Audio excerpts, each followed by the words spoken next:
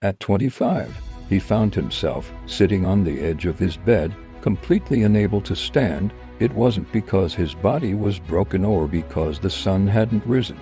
It was because his life, the one he thought he was building, had rotted from underneath him.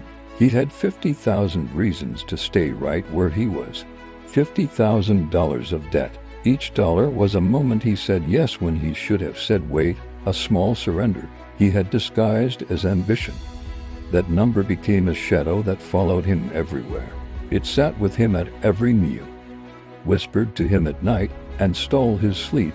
To some, $50,000 is a down payment on a dream.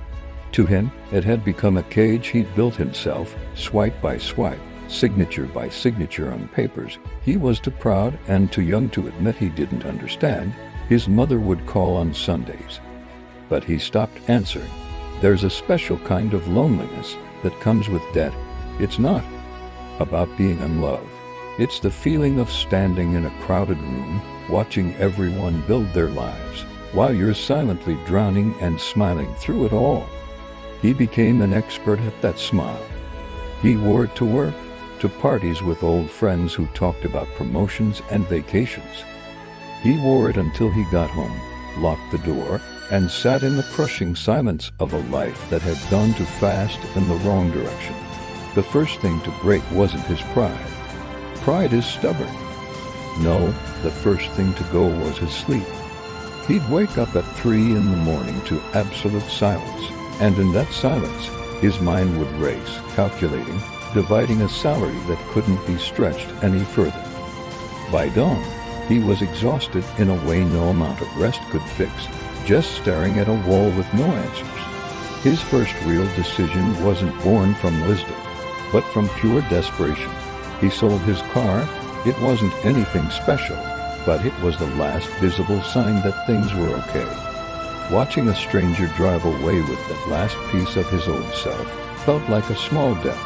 After that, he took the bus. He told himself it was temporary. But on those long, quiet rides pressed between strangers, he started to hear his own thoughts for the first time in years. And in that thinking, something inside him began to stir. The second decision came from a night that almost broke him emotionally. Someone offered him a shortcut, easy money, fast returns. Just trust me, they said. He knew people who had walked that path and disappeared. He held on to that offer for 3 days, feeling its weight. On the third night, he put it down. He said no. It didn't cost him any money, but it cost him the comfort of a false hope. With no shortcut to lean on, the road ahead looked incredibly long and dark. That night, he cried like he hadn't since he was a child. And then, he slept better than he had in months. The third decision was the quietest one of all. He started writing everything down, not his feelings, but the numbers, every single coin that came in and every single coin that went out. There's something humbling about seeing your life reduced to a column of figures. He discovered he was bleeding money from dozens of tiny, invisible wounds, coffees he didn't even taste, subscriptions he'd forgotten he had, convenience bought at the price of his future. Slowly, without any drama, he started to close each wound. It was unglamorous work. No one would ever tell a story about it. But in that quiet honesty with himself, he found a new kind of strength.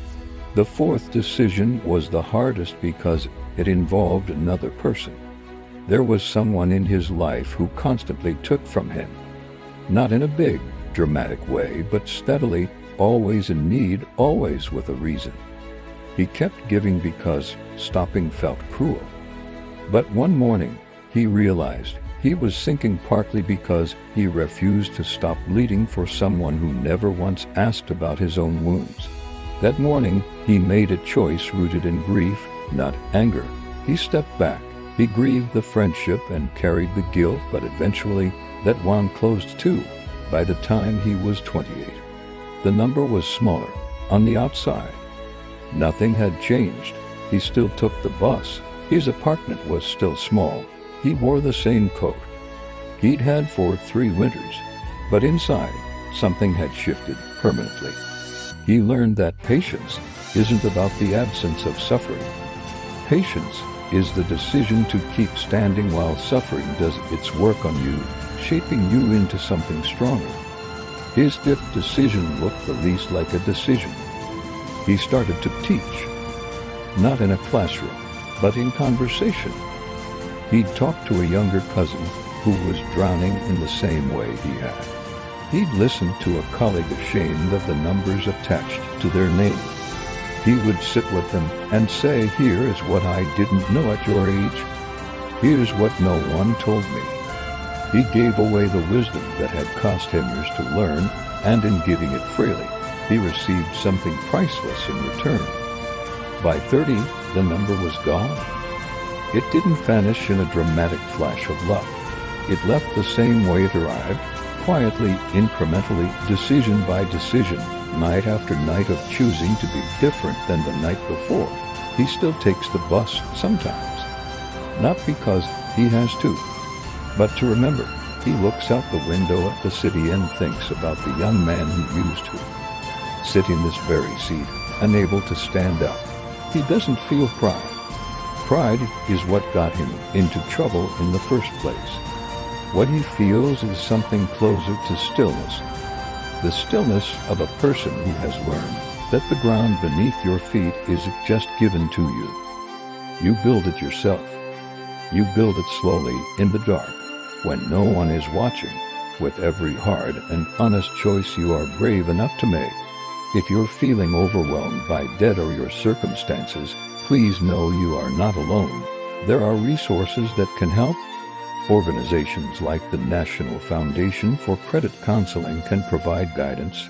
And if you're struggling with your mental health, talking to a professional can make all the difference. You can find resources at the National Alliance on Mental Illness or by calling or texting 988 in the US and Canada. Your journey to recovery is possible, one small step at a time. Thanks for watching.